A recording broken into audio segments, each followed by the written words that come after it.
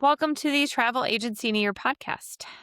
We are on day 151. Thank you for joining me again today. I am Rachel Kay, your host, travel agency owner, and I do this podcast. And if you would like more information on how I can help you outside of this podcast, head over to elevatewithrachelk.com. Today is day 152. Nope, sorry. Back it up. Day 151. I write all my notes out for these episodes in a handy dandy notebook. And I skipped a day. Okay. We're going to talk about working backwards, talking about the look back and the look forward with your quarterly review. Because you're like, what the heck do I do each quarter? The look back and the look forward. We've kind of touched on little concepts with the quarterly review, monthly review, tracking weekly data. And I'm just baby stepping you in to just being like, I'm such a business person. Not boss babe. Not, I'm the CEO. Like, yes, you want to be the CEO, hopefully, of your business someday. But you know what I mean? There's a difference between being like a smart, disciplined business owner and then the one who's just like, I'm a boss babe. Okay, we're trying to avoid the hustle boss babe mentality here and go to, I'm making smart decisions. So we're going to talk about the look back and the look forward in your quarterly review. There are 6 points that I have here that you need to focus on. I always recommend, and this is something my dad taught me, I think I was like 23, and I was like, Dad, major quarter life crisis. Dad, my life is over. I don't own a house yet. That was the actual conversation. I wanted to buy a house in my early 20s. And he was like, no one owns a house at 23 unless their parents buy it for them. What are you, crazy? And I was like, maybe, but I want to buy a house. And he's like, okay. And this is what he taught me. And this is what I talk about a lot of times when I say start at the end and work backwards. So this is how he taught it to me. And I'm sure I've mentioned this in other episodes. I don't care. I'm repeating it. Save this episode for later if you want to hear this story again. So he said, well, when do you want to buy a home? And I said, okay, let's do no less than 5 years. 28 years old. That's when I want to be a homeowner. And he's like, that's pretty freaking ambitious of you, considering you are still struggling through college and have no money. I was like, that's fine. He's like, yeah, you can do anything if you put your mind to it.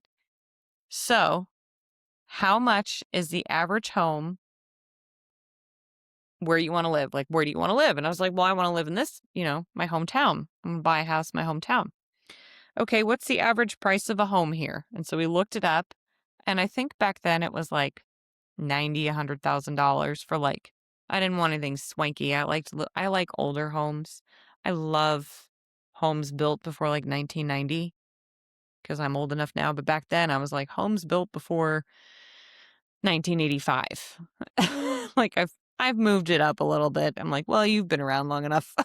I can trust this construction.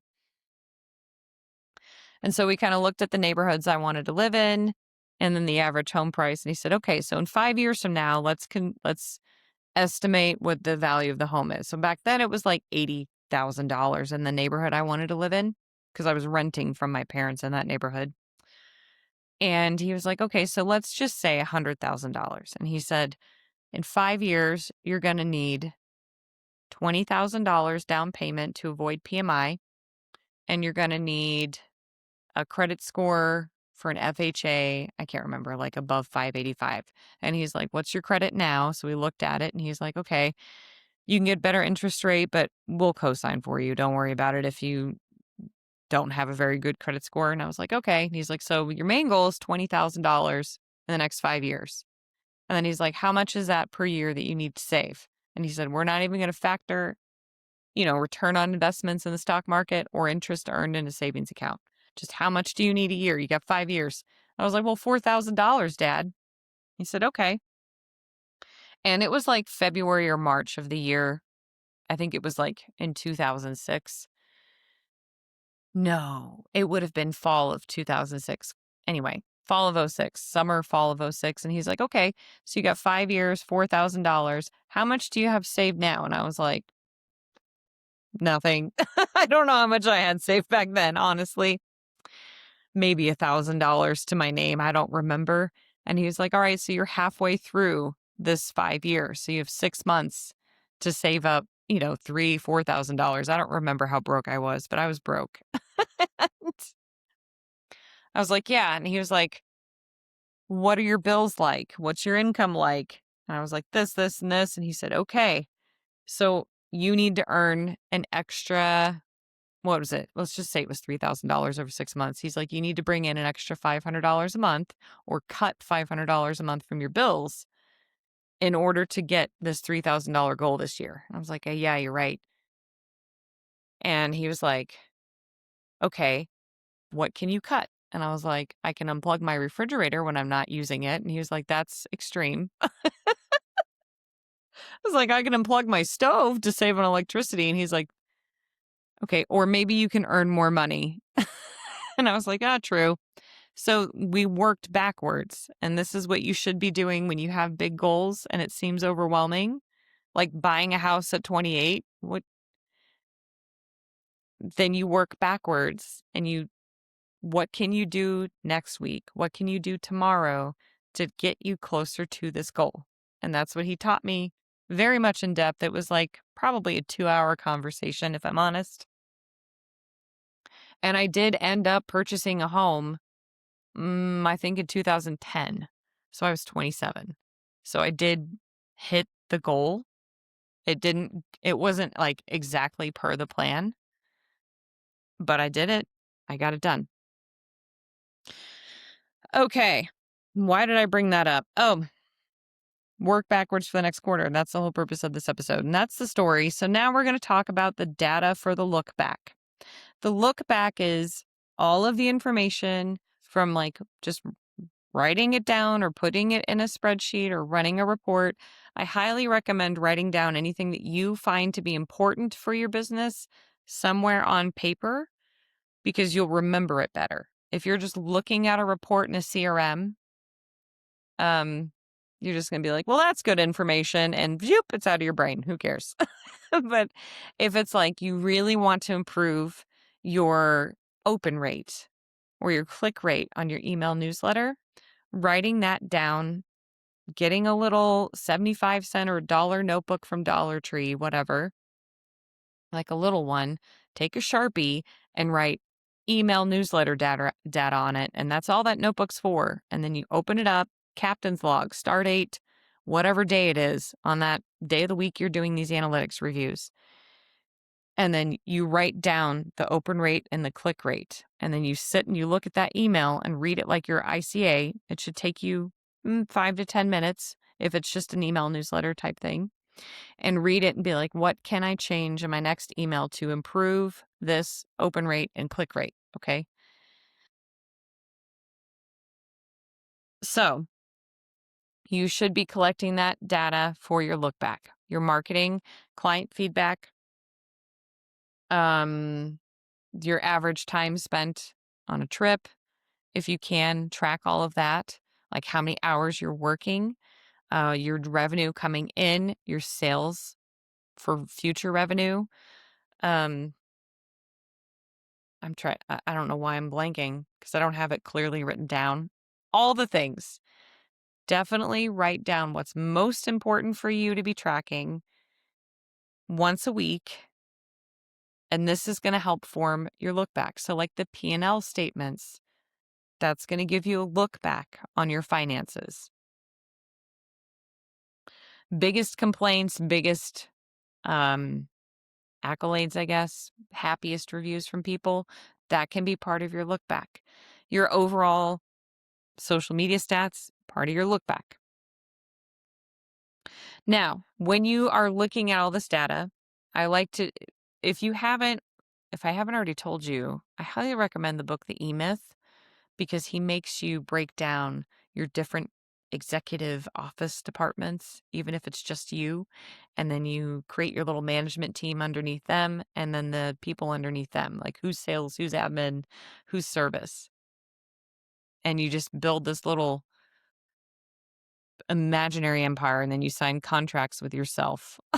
You're like, I'm hiring you to be the CMO. It's pretty fun to do.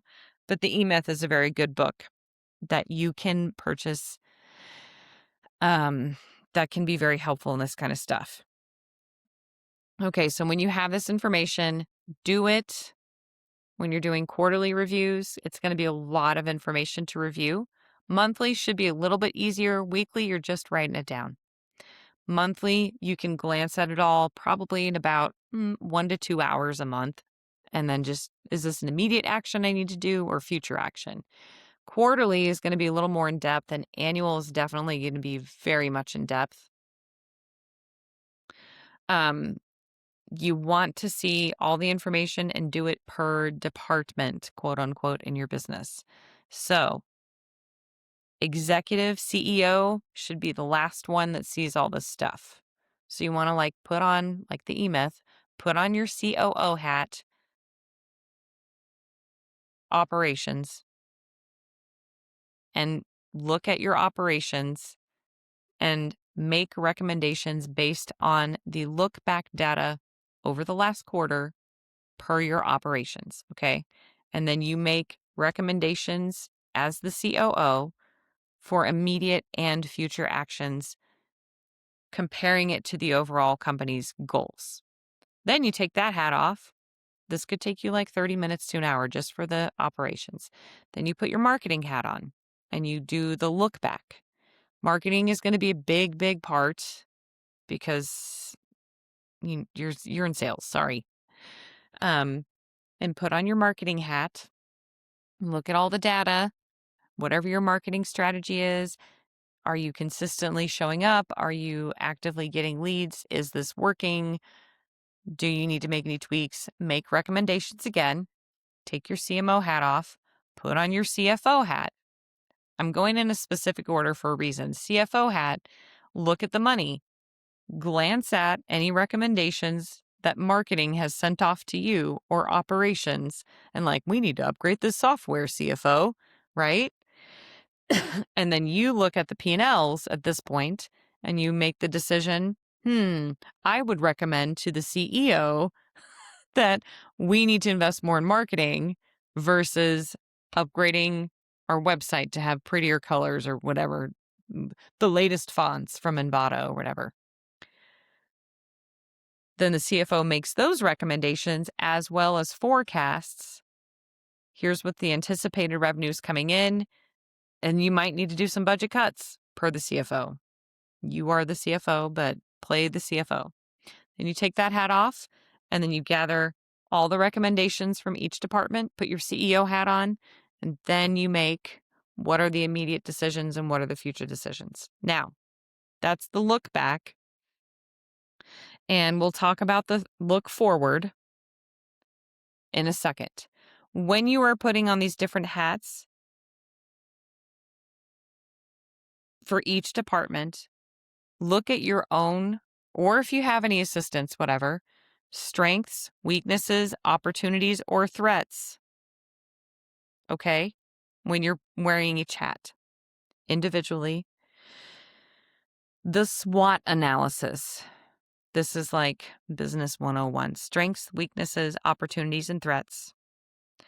You can do up to 10 opportunities or tweaks, like a combination, right, for each department.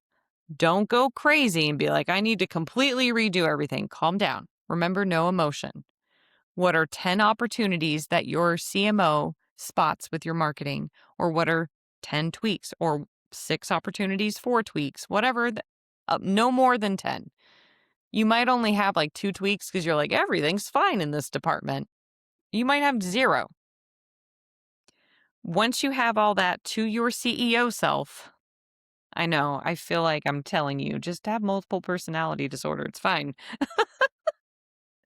once once you present this to your own imaginary CEO self, you want to make 3, no more than 5 priorities for the next quarter. You can still have your goals, whatever, your forward annual goals, but 3, no more than 5 priorities for the next quarter. And this is known as your look forward, okay? And each department can do a look forward with recommendations. If you're like 10 things is too much for each department and you have a lot of fires that you're trying to put out, then just do look forward for each department and then send it to the CEO self. And then you strategize the top 5 priorities from marketing, operations, and finances. The main ideas that you could focus on, as an example, maybe you have found an opportunity and have a tweaked goal of $200,000 in bookings for each month in the next quarter. And the opportunities have been found not only in marketing, but also in your operations. You have a new thing you want to implement there, and you have done well enough with your revenue and squirreled it away and invested back in your business wisely so you can make an investment to potentially hire someone who can help develop this strategy to bring in $200,000 in bookings each month. That could be part of your look forward, and that is now your main idea. You are still, that's one of your main ideas, like, right? Hire this social media person because it makes financial sense and it could get you to this goal and it's going to help you with your marketing and your operations, whatever, right? It could also be something like hire and train one person. You've got the finances to cover a few months of their expenses up front. You have a lot of SOPs in place, operations reports. You have a thorough training program that's easy to do. And then the CFO reports, yeah, we have the money for that. So you as the CEO can be like, okay. And operations did the research and was like, this organization has da da da da da. I feel silly being like, your imaginary operations person. Just do it. It's fun. It's fun. We all have free will. We're all adults. Come on, enjoy your life. Play. Get a big fancy board table and big spinny executive chairs, and then get a white cat, spin around and be like, I've been waiting for you, Mr. Bond, and conduct your meetings. I don't care. But anyway, you could have both of those priorities. It just really depends on what you're seeing in your look back and then making decisions for the future. So with the look forward, the $200,000 sales months, if you were teetering on that right now, like 120, 150 a month, that's very feasible to start the next quarter with that. If you are like at 60 a month right now, you'd have to be like, let's have a goal at the end of the next quarter to break 200,000 in bookings. Okay. In terms of hiring, again, it's your urgency based on your look back. Do you need to hire someone like tomorrow, or do you need to hire someone halfway through the quarter? How prepared are you? All right. When you are setting your goals, SMART. This is like the silly. I know. I get it. You're like, I've already heard SMART goals from everyone everywhere. I know. The acronym. You can do it. Set SMART goals. Break everything down into your steps, task by task. Mise en place, if you are cooking, like you're cooking a recipe, you don't want to like wander around your kitchen and let something burn in the skillet because you don't like your garlic. Ugh, burnt garlic. Because you're like, oopsie, I forgot to get my bottle of wine open for this sauce. Well, it's ruined anyway. Get everything in place. So, like hiring, you've already done the research. Or maybe your CEO self decides now's the time to start researching to hire someone. How do I want this to look? And then the following quarter, start that process. Just to be sure, you can always refer back to your prior year annual as well to make sure you're still on alignment. You don't really need to. It is nice to reference. If you had a goal at the annual to be like, I want $1 billion in sales, and you got like $5 on the books, it's like, uh-oh, something's going on. We are not in alignment. What's happening? Okay. All right. Final note on this super long episode. Regular reviews are super important. This is like more of an in-depth of the quarterly review. Be sure to be flexible. Like, don't fight yourself. Look at the effort versus the impact on things. So let's say, all right, so my program, the Success Circle, is pretty in depth, and it's like it's like 2 hours a week. I'm sorry. And it's a full year. It will have a different type of impact on your business versus doing like a webinar every week with various suppliers that you don't think you're ever going to sell. And I'm not like, oh, my program's so much better than everything else on there. No. What I'm saying is always look at the effort involved, financial or mental time effort that you are putting in versus the impact it will have on your business. Okay. Now, once you do this quarterly review, say you haven't done any monthly reviews and you're like, I'm screwed. And then you do the quarterly review and you're like, oh, this is way more fun than I thought it would be. And I actually feel like I'm going to accomplish something because I'm bossing myself around. Like, you have to be your own boss. Start implementing a monthly review. And then you can also do like a mid-quarter review and reset if you need to. Okay. All right. This was day 151 of the Travel Agency in a Year podcast. Please save if you need to refer back to this later. Because you're like, I'm not doing a quarterly review for another month. I'm not doing it the Rachel way. I am not. Fine. Fine. Have it your way. And I hope you have a great day. Thanks for coming by and listening. Bye.